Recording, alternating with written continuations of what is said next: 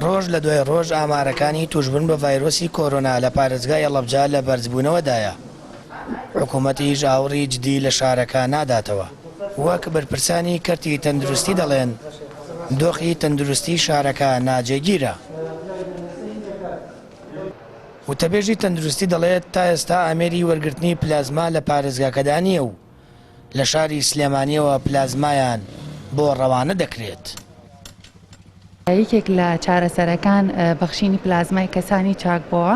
بەداخەوە ئێمە لە بانکی خوێنی هەڵەبجە ئامێری جاکردنەوەی پلازمامان نییە، هەرچەندە ماوەی 11 مانگ پێش ئێستا داواکاری بەرز کراوەتەوە، بەڵام تاکو ئێستا لایەنی پەیوەندیدار وەڵامیان نەبووە.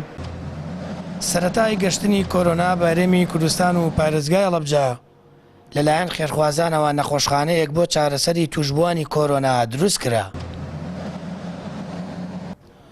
بەڵام تا ئێستا حکوومەت شارەکەی پشتگوێ خستووە و لە ڕووی دابینکردنی دەرمان و ئامێری پزیشکی و کارمەندەوە نەخۆشخانەی وەفا لە بەردەم کێشە و گرفتی گەورەدایە.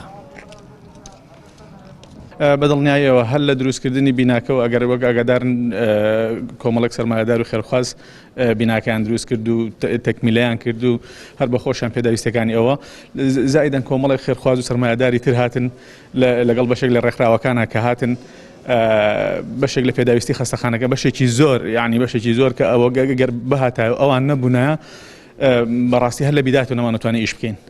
ئەگەر ئەوان نەبوونایە هاوکاریان کرداوە تا ئێسش خۆشبەختانە هەر لەسەر خەتن و هاوکاریەکەن، ئەگەر ئەوان نەبوونە نەمانەزانی ینی نازانن چۆن ئەو ئیشە چۆن ئەڕۆشت و بەرەو کوێ گەشت. لە ڕووی زۆری ژماری نەخۆش لە ڕۆی زۆری پۆزتیڤی ژماری پشکینەکانمان یانی لە دوو کەسێکە لە پشکنی نیەتەوە نەتیجەکەی پۆزتیڤە و ئەو خۆپارێزیەش ئێمە نابینین لە ناو خەڵکی ینی بەداخەوە ساردیشی زۆر هەیە وازانرێکە شتەکە تێپەڕ بووە، ینی بڕۆ لە ناو بازاری هەڵەبجە لە 100 کەسێکە بینیە گەرماسک بکات. لە ئێستادا 25 توشبووی کۆرۆنا لە نەخۆشخانەی وەفا خوێندراون، بەشی زۆریان پێویستیان بۆ ئۆکسجینە. بەڕێوەبەری نەخۆشخانەی وەفا ئاماژە بەوە دەکات حکوومەت لە پرسی بەرەنگاربوونەوەی کۆرۆنادا هێندەی قەزایەکی بچووک ئاوڕی لێ نەداونەتەوە. دۆخی ئێستایان ئەوە پیشان دەدات کە هەڵەبجە لە مەڵمەتە جیهانیەدا پشتگوێ خراوە. ئەو بودجەیی بۆ هەڵەبجە دابین کراوە لە ئاست بودجەی ناحەیەکیشدا نییە. بەپێی زانیاریەکان کۆی گشتی بودجەی پارێزگای هەڵەبجە بۆ بەرەنگاربوونەوەی ڤایرۆسی کۆرۆنا تەنیا 170 ملیۆن دینار بووە کە بەڕێوەبەرایەتی تەندروستی پارێزگاکەش بەشێکی زۆری لە کڕێنی ئامێری پزیشکی خەرج کردووە. نەخۆشخانەی وەفا لەلایەن خێرخوازانی هەڵەبجەوە دروست کرا. بەوتەی بەرپرسانی تەندروستی هەڵەبجەش حکوومەتی هەرێم بە تەواوی لە ڕوبەڕووبوونەوەی کۆرۆنادا پارێزگاکەی فرامۆش کردووە.